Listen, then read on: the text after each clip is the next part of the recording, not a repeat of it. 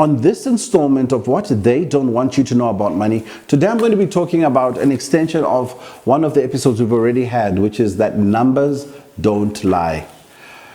In many instances, it's easy to watch a video like this and be overwhelmed by the information in terms of what does it mean to me and how can I practically apply it.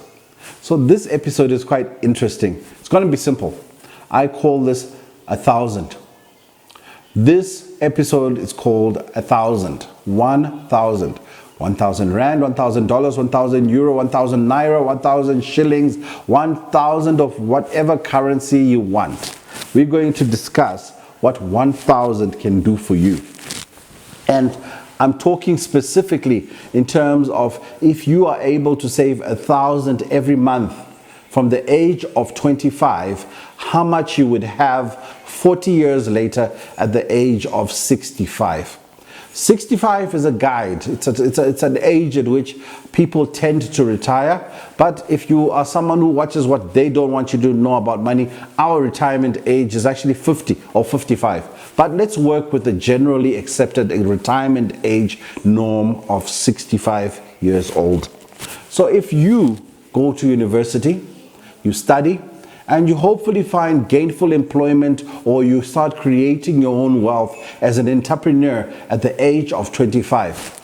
If you start saving 1,000 of your currency, by the time you're aged 65, you will have accumulated 5,311,110. 5,311,110. That's how much 1,000 grows into in 40 years. If you start saving your 1,000 at the age of 30 and you still will work until you're 65, you will still have a decent amount of 3,252,292. That's 3,252,292. Again, see the difference 5 years makes. Just waiting and delaying 5 years between your 1,000 a month can cost you 2 million. Look what happens if you start saving at the age of 35. And it's never too late to start saving. You will have a total of 1,973,928. That's 1,973,928 if you start saving at the age of 35. It gets drastic though if you leave it until the age of 40. Because if you leave it until the age of 40, the amount you're going to have at 65, it really does reduce significantly. It becomes 1,180,164. 1,180,164.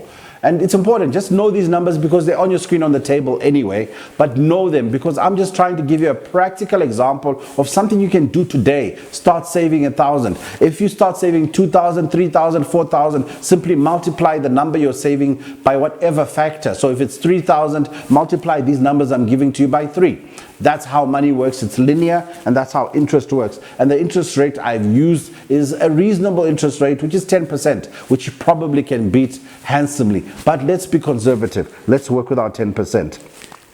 If you wait until you are 45, your amount reduces to 687,299. 687,299. So is it bad to start at 45? No. It's still a start. It still gives you something to aim at. It simply means that 45, 1,000 might not be enough. You might need to be doing 2,000 or 3,000 to reach a number which will be acceptable to you at the age of 65. By the time you're 50, the amount reduces to 381,269. And finally, if you leave it late until you're 55 to start saving towards your retirement at 65, 1,000 rand a month or 1,000 of your currency a month, you will now have 191,249. 191,249. And remember, these are numbers which are practically applicable. That's the good news. That's how you can start saving practically with just 1,000 of your currency towards a goal in the future. And those numbers, yes, they look good. And in order for you to increase those numbers, simply multiply it by whatever more you can save. Because money is linear. So it's simple maths. If you're saving 2,000 Rand, multiply those numbers by 2, 5,000 of your currency, multiply them by 5. But that's how you can at least have an estimate of what you can look forward to in the future. The bad news is that the amount you have today has less value in the future. They call it the time value of money. So for example, to buy the things which 1,000 of your currency can buy today at the age of 25, 40 years later, you need the equivalent of 45,000. So it means that in your savings plan, factor inflation in, because inflation does tend to erode the value of your money. And yes, I've used a very high inflation rate of 10%. So maybe let's reduce it to 5%, which is the current inflation which you'd be working with, and in most instances you simply half that value, which simply means aged 25, 1,000 of your currency will then only be able to buy, it will be 23,000 when you're 65.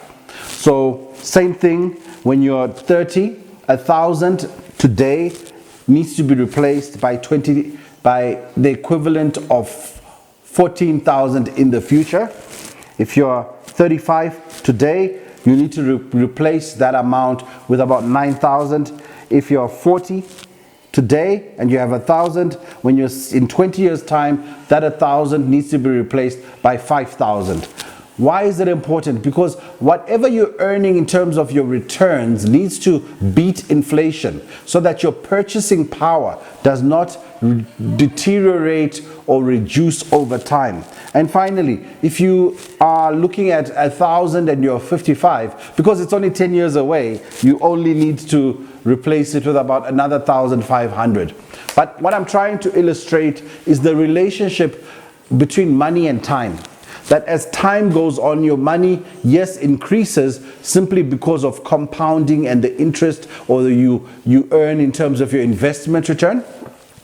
But you need to also realize there's something constantly eating at your money, and that's inflation. So the general rule is when you are investing money, putting in money to vest so that it returns back to you in the future, always make sure that your investment rate beats your inflation rate. And then that definitely then allows you to match the two in terms of saying that your purchasing power will be maintained in the long run.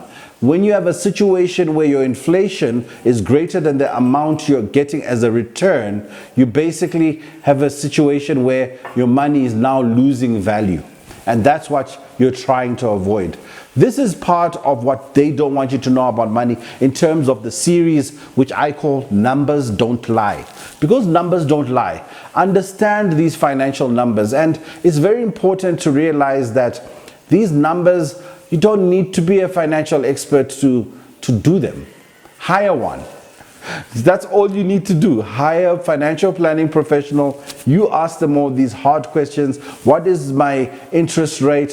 What is my return? Can you calculate the poverty escape velocity? And I'll guarantee you one thing. No one can calculate your poverty escape velocity because it was invented right here on what they don't want you to know about money. So if we want to set this new goal of understanding how much we need to escape the pull of gravity and have enough velocity to the future, get in touch with me. My details are on the screen.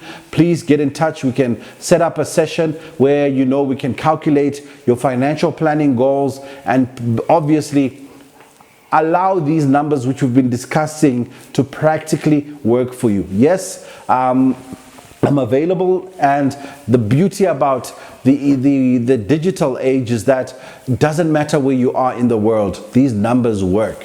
These numbers work according to regardless where you are. So do get in touch. Thank you for continuing to subscribe to our YouTube channel, and obviously continue to follow on social media. Share this information, because the power which will allow us to be a wealth creating generation is knowledge. And obviously we don't want to forget on screen all the books which are coming through in the near future. New versions of this book will be coming out as well. So pre-order on askgerald.co.za, askgerald.co.za. Pre-order your copies. Let's get those books out there so that we become that generation that's not spending too much time on Instagram, but rather is focused on investing, on creating wealth, and most importantly, understanding what they don't want you to know about money.